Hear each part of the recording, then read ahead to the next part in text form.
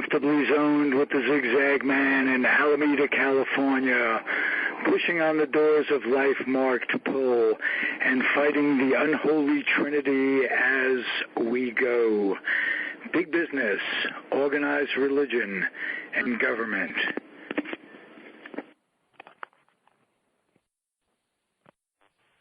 I am back, and you are comfortably zoned with the Zigzag Man in Alameda, California, right across the bay from San Francisco, and at the 420 studios down by Jill Lagoon, as Archie Bunker would say. Archie Bunker was a New York character, and my guest today is a New York character.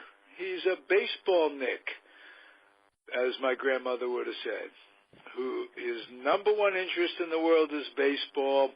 He's a Facebook buddy of mine, and he's going to tell us about an organization that he belongs to called SABR.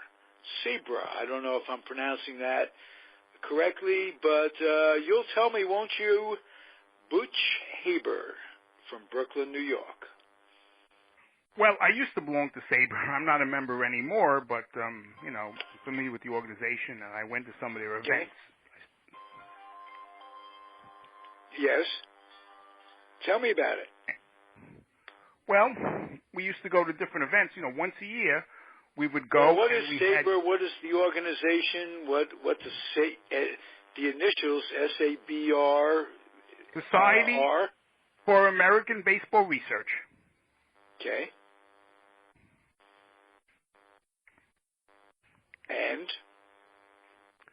And I joined like at the end of 2004, and even though I left after 2006, every year I went, except the past 2 years, I went to our events that we have here in Manhattan. Right. And we have a trivia contest at the end, and of course we have events, you know, such as book signings and everything. People come, authors come and display their wares, and then we talk about different statistics and everything, you know, this is SABR statistics. Can you give me some history how SABR was formed and what you guys do? Well, SABR was formed by a group of sports writers back in 1971, so I heard. It was formed up in the library in Cooperstown, and what they did is they just, you know, formed an organization to keep in touch with each other, so people who have, you know, historical knowledge and want to share info and everything and do research, you know, correct misinterpreted records, et cetera, and they got together and they had and they published some journals, research journals, et cetera, and they also, as I said, have meetings every once in a while, different events. Sometimes they even get together and go to a luncheon or a baseball game, et cetera, you know. And they just do all these Sounds like functions. A pretty cool organization. As a matter of fact, I have a bunch of their journals that I've saved over the years. And people write articles with ideas and just compile statistics in a manner that haven't been compiled before, relevant to something that interests them. What's your main interest about baseball? How'd you get started in being a baseball fan, and what transcended that to all of this? Well, I've been on, I always wanted to go into broadcasting years ago, later on as a teenager, and I never did it though, but I have been on different shows. I've been in your show, I've been on a podcast as we're doing now, Ralph or Rafael Garcia's show, and of course, 3.5 years ago, I've been on the Boomer and Carton show, which is a big radio station, you know, all sports radio talk here, the Fan, WFAN here, you know, in New York City. Everything. You grew up in New York. I was even on a show in 1991 by Sports Today or Sports USA. A lawyer, he ran the show, and I was invited out to New Jersey, and I was on that show. So, you know, et cetera, et cetera. But what got me interested, as I said, I was born in 1953. Right. And when I was like 8, 9 years old, at the end of 1961, got interested in sports. And my step-grandfather was a big Yankee fan, even though he was from Boston, believe it or not. And my uncles, his two sons, my uncles, big, tall, 6'5", close to 300-pound guys. They love sports and everything. And they were big Yankee fans, but I wanted my own identity. So I became, of course, a Met fan in 1962 and suffered through, my good Lord, all those losses and everything, and, some mediocrity for a while.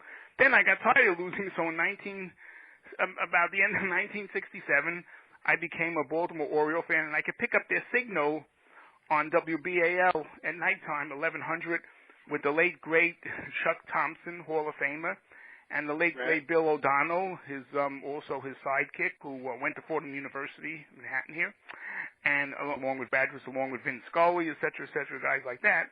And then I just wanted to change also, so, I was fascinated by the uniforms and the Jarry Park and, the red, white, multi-cap and everything, and I became a Montreal Expo fan around mid-1969, original Expo fan, also more losing, had a 20-game losing streak that year, and I stayed with the Expos to this very day with the Washington Nationals. Absolutely. So your initial lack of loyalty hasn't really hurt you in life, has it? Except in 1969 when the Baltimore Orioles were defeated by the Mets in the World Series. Did you shake your head a little bit and say, wow, nice uniforms, but... Well, I'll tell you, that was fantastic. Those Orioles teams in the late 60s and early 70s were very powerful teams with a lot of. I'll give you a bit of trivia. Who were the first four pitchers to win? The four pitchers that won 20 games in a row: Palmer, Cuellar, McNally, and who else? Right. And guess what? Dobson. And three of the four are dead now. Yeah. Jim Palmer's still alive. Yeah. Dave McNally later on finished his career with the Expos. But it is ironic, not amusing. Listen, I also want to talk to you about before our next in the next segment, you grew up listening to Marty Glickman. In our next segment, we're going to listen to the fella who made a movie, a documentary on Marty Glickman. I have that documentary, yeah. It was an 80-minute documentary, right, yeah. Yeah. Oh, yeah. Terrific documentary, a fellow by the name of Jim Richardson. So he'll be here at the bottom of the hour, if there is an hour to have a bottom to in podcast radio. See, that's how we work. I used to call Marty Glickman show. Yeah, I spoke to him in the early 70s, yeah. Very nice man and wonderful. Marty and it was a shame what happened to him in the Olympics. Olympics, I know, yeah. But he turned it around, even though he got screwed in the Olympics. It turned him, being Jewish, and they didn't want him to run, the anti-Semitism, Hitler, he would have won gold medals and everything, but he turned it around. He became a top-notch sportscaster. Absolutely. I love a football broadcast. Absolutely. And you'll be fascinated by the interview, so after your segment's over, I want you to keep listening when you get this post. Will you, Butch? Will you keep listening? Can I do sure. that? Oh, good. Yes. Okay, now tell me, because we have a mutual Jones. A Jones is when you're hooked on something. I'm hooked on simulation baseball, which all started from the old days of All-Star Baseball, where it was a board game, and Stratomatic, and APA, and all these games where you could sit and statistically play a season, a game, a season, an inning, and you'll get results statistically compiled, so wonderfully done. Even the board games back then, so your results will be based on the probability of a player achieving the same results in the major league. So a season that they can put a season of cars and statistics out. You play the whole season, pretty much going to be what the season that you're playing transpired, with very few exceptions. They were excellent at these things, and it stuck with me my whole life. I have a league going in a game that I play called baseball mogul, and I compile my own teams. I have an all-star league from when I was a kid, like the 54 Giants and the 55 Dodgers and the 58 Braves, and it just goes on and on. The Cardinals of 64, just a great team, the greatest teams, years my teams ever played, the teams I grew up watching ever played. And I play a league, and it goes on in my head all the time. And you do the same thing. You played Stratomatic when you were a kid. What was that like, and how did that, and All-Star Baseball, how did that teach you the game and teach you the history of the game and the players and all that? Did you get that? Oh, yes. Oh, yes. Well, I can tell you my whole story is this. As the early 60s, what I did is I bought the original. It was created by an ex-ball player, Ethan Allen, his name was. He was a lifetime 300 hitter. And then later on, I believe he coached at Yale, et cetera, et cetera. He was with the New York Giants, Cincinnati Reds, Philadelphia Phillies as a player.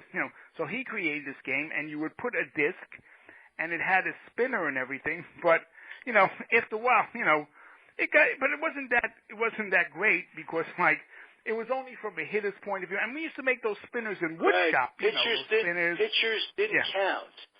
So, right. That was, pitchers, no defense, no strategy, really. Yeah. You would just spin it single or spin it home run, 2 run. You didn't really. It wasn't that really that great. So what happened is statistically it held up. Babe Ruth, for instance, had a lot of strikeouts on the card and a lot of home runs on the card. An inordinate amount of strikeouts and an inordinate amount of home runs. Also, the other statistics, doubles, triples, and what have you, were on there. So pretty much as a law of probability, it was a good game, and it got us interested because that's the game that got me started on it all as well. And it got us interested in past players from years ago, what they did and the history of what they were. It was great. It was fun to play. What did you grow up reading when you were a kid in terms of sports? Yeah. Well, what happened is then, as I said, and the creator, I like to talk about Stratomatic if I can, because the creator of Stratomatic, Hal Richmond, he was a youngster and he played the same game, the All-Star Baseball, that we played with the spinners, and the spinners would wear out or bog down, and there weren't that much really, strategy, So he had a bad, it was the book Stratomatic Fanatics had it, and he had a bad relationship with his father, he claimed, and that type of thing. So he was interested in sports, and what happened is, so he created his own game, with the cards and dice, et cetera, Right. And then what happened is, he, but it needed something else. It needed, to be marketed commercially. So what he did is he borrowed some money from his friends and his dad, and he said that, he made like that deal, the Washington Senator deal, what was it again? Damn Yankees. He made a deal. He said, I will, lend me $5,000, and he got it practically the very next day. And he said, if it doesn't work out, I will work for you, because, but luckily it worked out. He wouldn't have done so great at Richmond Brokerage, as he always says, and he created the game, and he marketed it and everything, and then, of course, he kept refining it and adding different things to the game. And I used to see it advertised a lot, but I never got it until a friend of mine in Brooklyn here, Alan Lieblick, introduced me to it, in like around 1971. And that was based on the 70 season. But then I got my own set, I went out to the game. You're allowed to go out to the game company to purchase it if you live around the area here, in Long Island here. That time it was Port Washington. Now, of course, it's in Glen Head. And I go every year to pick up the cards. But the point I'm trying to say is that when I had it, then that first year was the lefty-righty, because that's important, the lefty-righty, platooning, et cetera. And those days it was 20 players and 4 extra players. You could buy the extra player set, or you could buy individual teams and everything. And I just kept playing it, and of course I love it. And obviously, then I joined a couple in the mid-'70s. I joined a couple of face-to-face leagues. You can also play by mail too, But and then we had the Stratomatic convention I went to in 1973. Rick Wolfman Shapiro, who's he now publishes a newsletter on a free newsletter on the internet, and he interviewed me also. And he was at that first convention in A&S, Abraham and Strauss, here in on Fulton Street in Brooklyn. And then they have yearly conventions, and you would take a team and play against another, till you get eliminated, and they would give prizes, and then you would trade teams at halftime or the second game. So it would test your managerial skills, not necessarily who has the best players and everything. And it's just wonderful because, like I said, you can hit and run, you can steal, you can bunt, you can make your lineups, change, when to bring in the right relief pitcher, when to bring in a defensive replacement and everything, And it's really, it's the greatest invention since white bread. Right. I love it, but I only play the cards and dice. Yeah, I don't, as you said before, I don't play the computer game because I don't believe that, that's too complicated and everything. And, it takes the fun out of it, that nice, slow-paced early 60s. And, like I said, I never played APA. I know some people do. Mike Francesa said he played APA growing up. You mentioned, I think you played probably APA. But I love Stratomatic, and there's nothing like Stratomatic. It's the greatest thing in the world.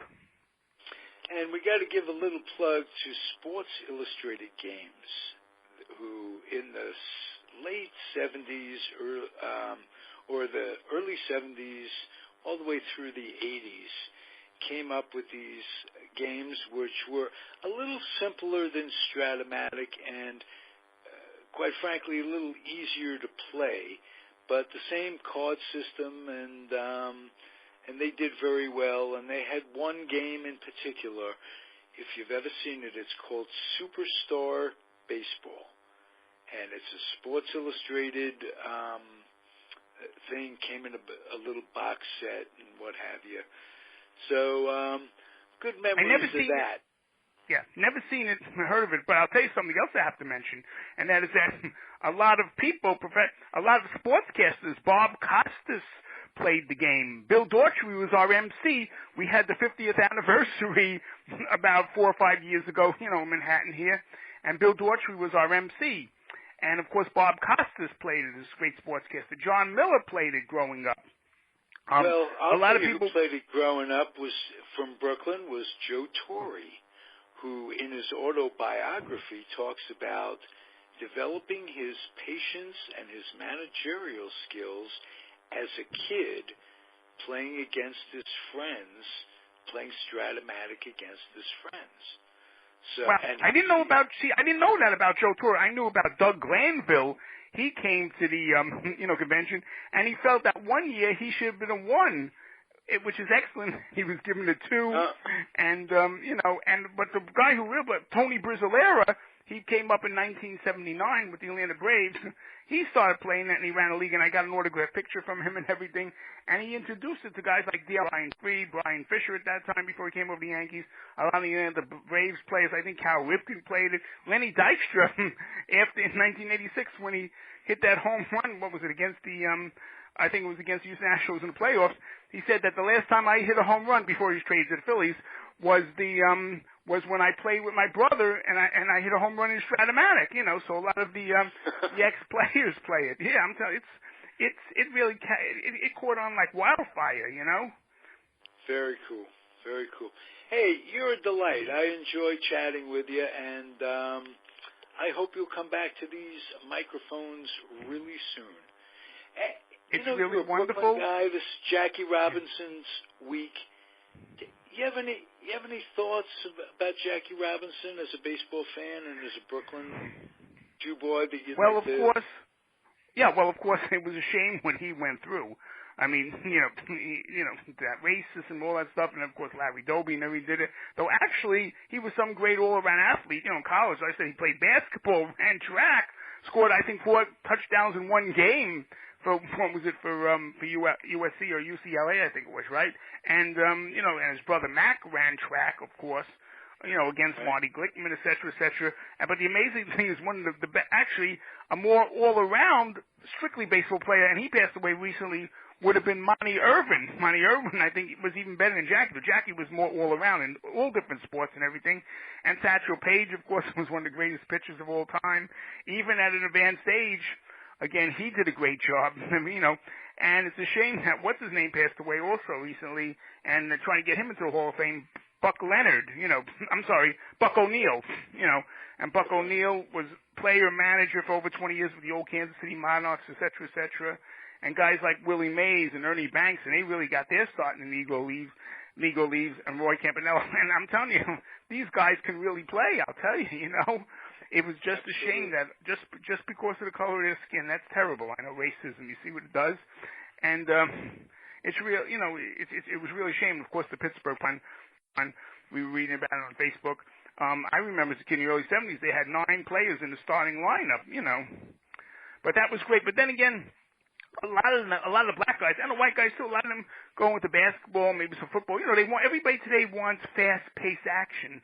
They're not like computer games and everything, they're not into slow games, just sitting, in the stands and, with just wind blowing your shirt sleeves and everything, and just sitting on a nice, slow weekday afternoon watching games. Everything's fast today. So, we have to try to keep reviving baseball, whether black, white, green, purple, everything, it's a generation thing, not really a race thing, that people, like I said, I'm 63, you say you're 69. We grew up in a much slower, leisurely paced world and everything, today with the Nintendo and everything, So it's, just really the Stratomac with the cards and the dice and, you're putting your cards in your shoebox and you put on your baseball cap and, you just play it and just roll the dice. Today they have the computer version and everything. Everything is, it's just a different world than what we grew up in. But again, I love it. And once again, I thank you so much for having me on the show. Hey, beautiful. I love your New York, Brooklyn passion for life and baseball. We used to do everything. Yeah, play with the Penzi pinkies and everything, and play stickball and stoop ball and punch ball and and everything. Yeah, and we really that was in New York. Egg cream, all that stuff. Yeah. Thanks. Thank you so much. End the segment the way I end virtually every segment I do. I'm going to implore you and everybody out there to keep your dreams wet and your humor dry. Keep your kids out of military recruiting stations and off the laps of clerics that wear dresses. And in this case, I'm going to tell you to stick around for the next segment. We got Jim Friedman about Marty Glickman. So, adios.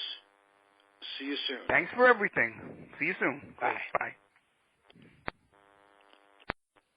I am back. You are comfortably zoned with me, the Zigzag Man, Alameda, California, right across the bay from San Francisco, the northern part of California where spring has sprung, baseball season has started, and the old guy's in a pretty good mood because I have a special guest who just completed a film on one of my boyhood heroes. And he wasn't a baseball player, that'll surprise you. And he wasn't my grandfather. So he was Marty Glickman. And my guest is Jim Friedman. How are you, sir? I'm good. How are you, Ralph? All right. So much to talk about. Marty Glickman was an icon in broadcasting. I grew up in New York City. He was not only a local icon, but his history was that he was an Olympian in the 1936 Olympics, and there's an incredible story to be told about that. And Jim Friedman, you did a film on it. How'd that all come about? How did you discover? In talking to you, I knew you didn't know about his Olympic experiences when you first met him. You produced the show KNEW in New York, and all of a sudden it comes about you're doing a documentary. So there are two stories with that: the way I met him and the way I decided to do the documentary. The first story is my brother was producing Marty's late night radio show many years ago, and I would come in and watch him produce it. And one day my brother told Marty that he had to go into the Army Reserves and Marty would need to find a new producer. So Marty points directly into the booth and says, "Jimmy can do it." And I literally turned around expecting to see another person named Jimmy there. And that's what I was called by then. And how old were you at the time? I was 17 years old. And Marty Glickman taught me how to produce the show. I had picked up things watching my brother, and he taught me how to get the scores off the wire, which they don't even have anymore. A wire, people don't do the AP wire, things like that. He taught me how to schedule commercials, how to screen calls. It was very heady stuff for a 17-year-old. But the cool thing was, not once did he ever treat me like a 17-year-old high school kid. He treated me like his producer. And to be honest, it gave me a personal confidence that I have to this day. So fast forward many, many years later, I'm a writer in Hollywood, and my writing partner had just had her second child and wanted to take a couple of years off. So I didn't have it in me to start another screenplay, and I was thinking of things to do. And I was telling, I think, my wife about how I used to work, what's the best job you ever had? And I said, I once worked for Marty Glickman.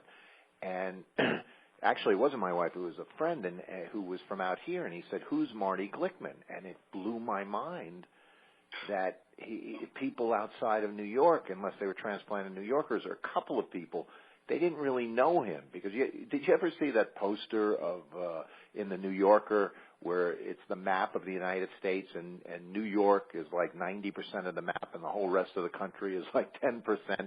That's what this was.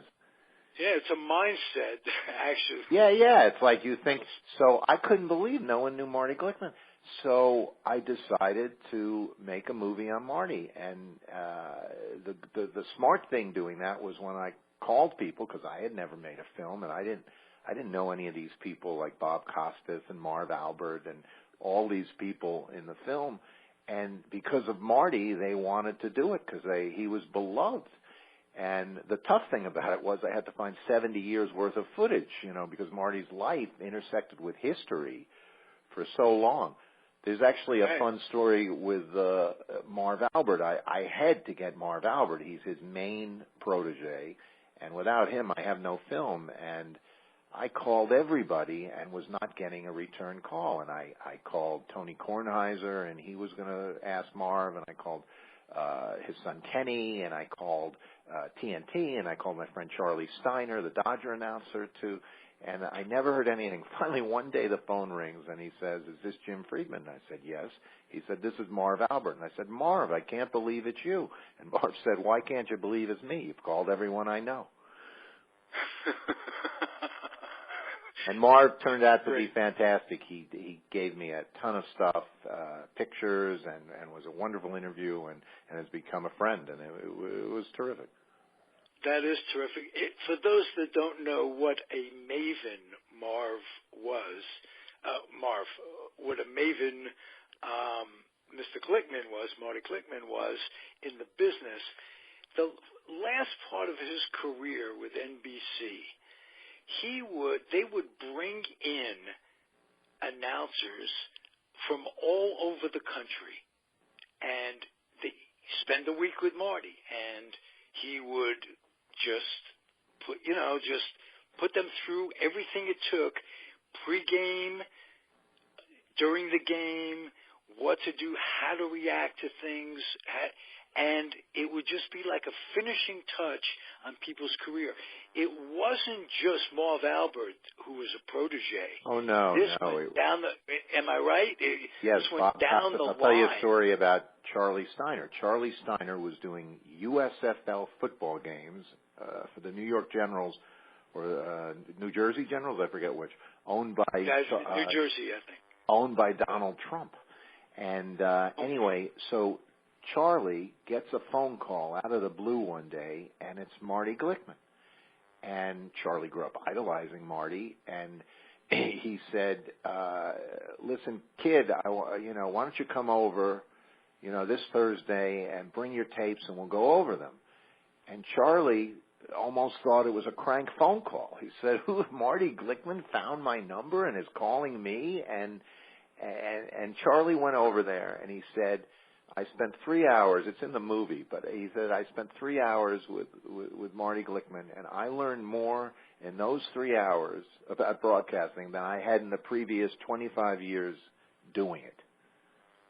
Well,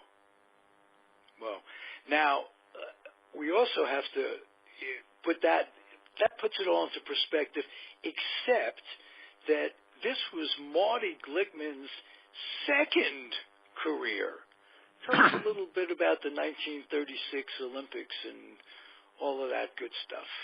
I didn't. Well, it turned out not to be good stuff, but I didn't that's know. what I'm saying. Yeah, Marty Glickman was arguably the third fastest runner in the world, sprinter. He was very muscular, very, a short, muscular, really explosive sprinter behind Jesse Owens and Ralph Metcalf, who won the gold and silver at the 36 Olympics. And everyone knows about Jesse Owens. Some people may not know about Ralph Metcalf, who went on to be a congressman in Chicago for many, many years. But Marty was the third fastest runner, and he made the Olympic team. And there were two Jewish runners on the Olympic team, and Marty made the relay team. He actually, in those days, at Randall's Island in New York, and they had the top three runners in the trials would be the first three sprinters, and the remaining four who had made it that far would make up the relay team. And at the trials, Marty was announced to have come in third and was going to go and be one of the sprinters in the 100 meters. And then Dean Cromwell, who was the assistant track coach, and he was a very famous track coach at USC. He had two USC runners, Frank Wyckoff, who had been in several Olympics, and Floyd Draper. And he started arguing with the officials. This is before you had photo finishes. This is 1936. And Floyd Draper was moved ahead of Marty Glickman, and Marty Glickman was moved down in those trials. And so he was put on the relay team. And they get to Berlin, and Jesse Owens has won 3 medals, and it's the Avery Brundage is the head of the U.S. Olympic Committee, and through his writings, he was a known Nazi. He was a Hitler protege. He wasn't a protege, but he was a Nazi sympathizer. But Nazi sympathizer, right? Yes, and the morning of the race, Lawson Robertson and Dean Cromwell. Lawson Robertson was the head coach, Dean Cromwell the assistant coach, and they went in and they told the sprinters that the Germans were hiding their best sprinters and to upset the United States in the 4x100 relay, and consequently they were going to change the relay participants, and Ralph Metcalf and Jesse Owens were going to replace Marty Glickman and Sam Stoller, the other Jewish runner on the team. Right.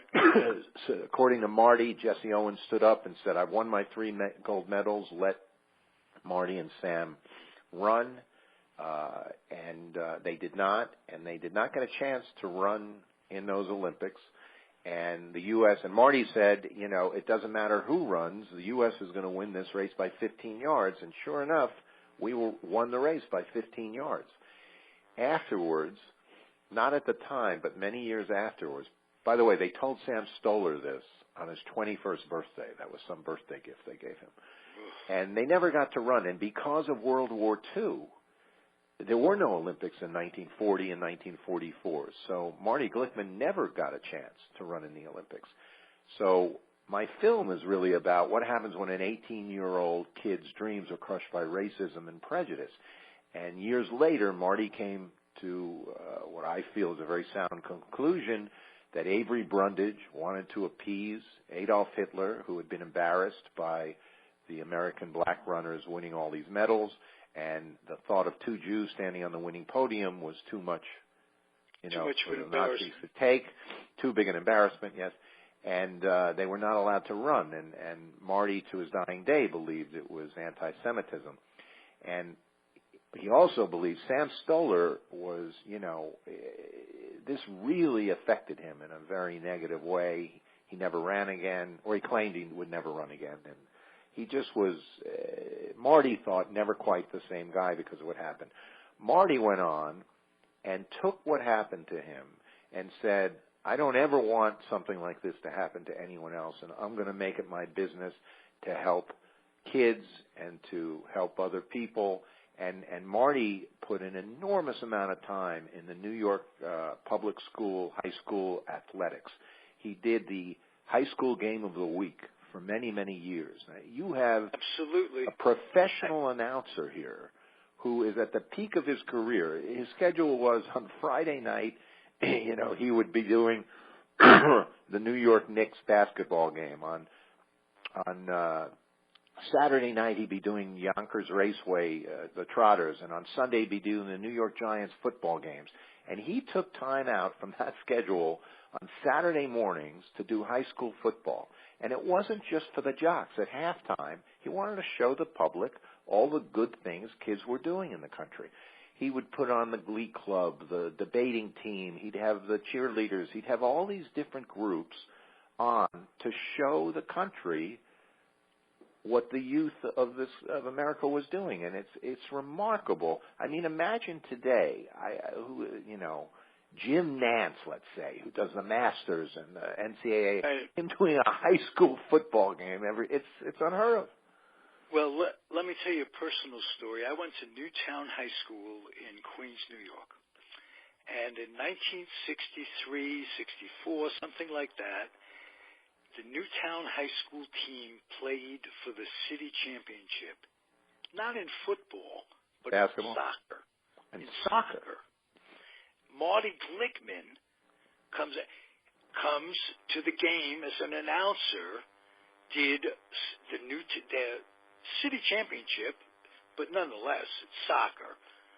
Marty Glickman is there. I'm sitting watching him announce. Just all it was, all I remember is a couple of guys kicking. I don't remember who won. And watching Marty Glickman announce. He was very, very special.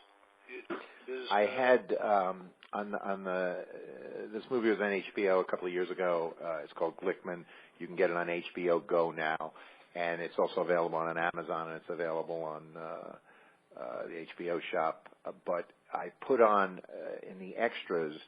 There's a panel discussion with Bob Costas and Marv Albert and myself. But I put on Marty Glickman doing sports you never saw him do when he was at the early years of HBO, which is a whole nother area. Marty Glickman basically created HBO Sports. He was brought in by Charles Dolan, James Dolan's father, who was starting HBO Sports, and Marty created all the programming. And, back then it was, not like HBO today, but I have stuff of Marty doing a skiing race and him doing a tennis match and him doing a track, which he was a wonderful track and field announcer, but he didn't get to do that much of it. And as Marty said, he was very good with sports that moved. He was in basketball. Mike Breen has a wonderful line in the film. He says it was as if his voice was attached to the ball. And Larry King has a line, he was television on radio. He created, as a sports announcer, we may as well talk about this, so much of, he revolutionized radio basketball play-by-play. Prior to Marty Glickman, basketball had basically not even been done on radio. It was a very small sport compared to football, boxing, and baseball in the United States in the late 40s after the war. And there were 8 teams in the NBA. It was there was 8 teams. I would go to double headers with my father, and you'd see half the league. Absolutely. Madison You get Square Garden. autographs, and you get half your autograph book. Correct. You see everyone. Just on one double header, and you get your Geo Pass, and it was 75 cents, and you sit in the bleachers in the end. And then you go to Nedick in between games. Yeah. But anyway, absolutely. So Marty, before and Marty Glickman, and you'd be sick for a week. That's right. Prior to Marty Glickman, this is what a basketball game sounded like. It would be Jones passes to Smith, passes to Friedman, Friedman passes to Johnson. Johnson scores. You didn't know where anyone was. Marty gave people the geography of the court, so it would be Friedman dribbles up along the right sideline, passes to the top of the key to Smith. Right. Smith throws a pass, reverses the ball to the left corner. You saw the ball. So he also created all the terms used today, or many of them: the key, the lane, the midcourt stripe, and his most famous, swish. Yes. And Swish. he also used to do. We were talking about Nedick's. Which They became had a a playground commercial tie-in when they scored a basket. Ralph, tell the listeners what Marty Glickman would say. Yes. Yeah. Yes. He would say, "Good like Nedick's." Oh yes, I blanked. Yes. Yeah. Yes Like, is Marv Albert, but that's all right. Yes. Tremendous memories. Absolutely. Spun a web, as they say. You know, just, well, I'm glowing. Tell us again, you glanced over where you can get where one can get the movie. You can get it on Amazon. It's on DVD on Amazon. You can also get it at the HBO shop. You can stream it also on Amazon. And you can see it for free on HBO Go if you get HBO. It's just called Glickman, and it's under the documentaries. Good. You know, I was thinking there when you said swish, and swish became for kids a playground term. You'd make a jumper, swish, right? Yep. So, whether there was a net on the rim or not. New York, only a New Yorker would understand that swish. Yeah. I'll tell you a cute story of my son, Great. who was at the time, I think, 13, and he's playing basketball with a friend, and his friend makes a hoop and says, "Swish," and my son turned to him and he goes, "Marty Glickman invented that word. You know, my dad's making a movie about him." And the kid looked at him like, "What?" What brought you out to California from New York? Writing, writing for TV shows and movies and things like that. What's the major difference besides the pizza? There is no difference. I go to a pizza place that brings in their dough made with New York water. It's a New York pizza place. So, whoa, nice. I love that. Okay, yes. So just the weather's better. The weather is better. All right. Thank you, sir. You've been all right. Thank you, Ralph. I really enjoyed your company, and I hope you have a great day. I'm going to end the show the way I end most of them. I implore you and everybody out there to keep your dreams wet and your humor dry. Keep your children out of military recruiting offices and off the laps of clerics that wear dresses. Have a great one. Thanks again.